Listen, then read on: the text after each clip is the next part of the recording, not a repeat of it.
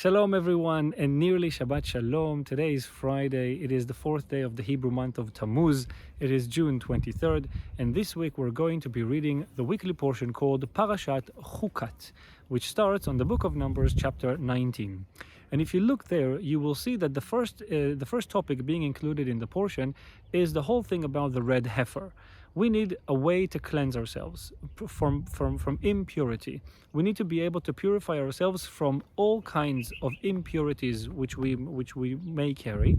And one of the worst kinds of impurities is the impurity which comes from death. If a person was in a house with a dead body, he becomes unclean and he cannot come and see the Lord and meet the Lord and be there in his house until he is cleansed. The only way to be cleansed from that impurity is to use a red heifer. We use the ash of a red heifer, which was completely innocent, which was completely without blemish, which never carried anything on it. And we need to mix the ash with living water and all kinds of things, and then you have the right mixture to impure yourselves from that kind of impurity caused by death. There is a question, why are we reading about this here in the book of Numbers? I mean, if we really gloss over the first 5 books of Moses, in Torah, we can see that it makes more sense to include such a passage in the book of Leviticus. The book of Leviticus talks about all kinds of impurities and the leprosy and when a woman gives birth and all those things that a person should bring a sacrifice with. It fits much more in the book of Leviticus. Why here?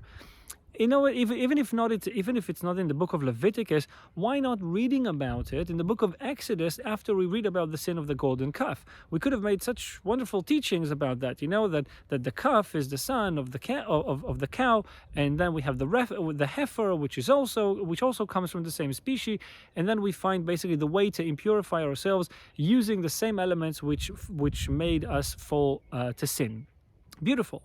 But that's not the case. It's right here in the book of Numbers, totally disconnected from everything that comes either before it or after.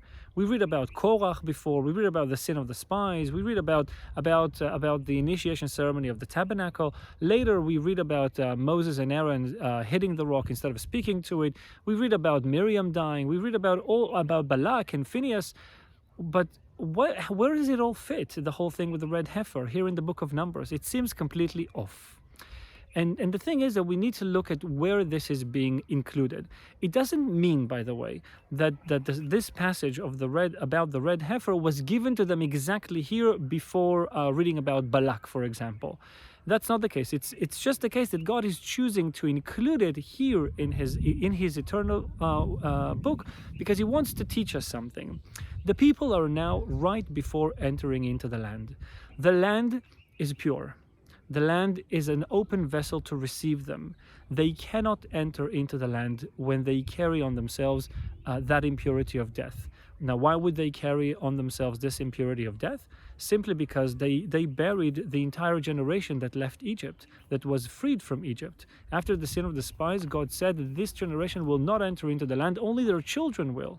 So now when they're about to enter into the land, we're about to come to the end of the book of Numbers, opening the book of Deuteronomy, which is really entering right before entering into the land. They all carry on themselves the impurity of death.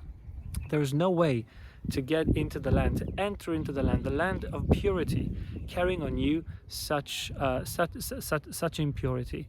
In order for God's word to be fulfilled with them, they have to do whatever they can to make themselves as cleansed as possible. And I think that's also a beautiful teaching for us as well. Coming to visit in Israel, living in Israel, trying to purify ourselves as much as we can. Even if we don't have the red heifer, we can still cleanse our hearts with prayer and with forgiveness and with everything that we are being given in order to do that.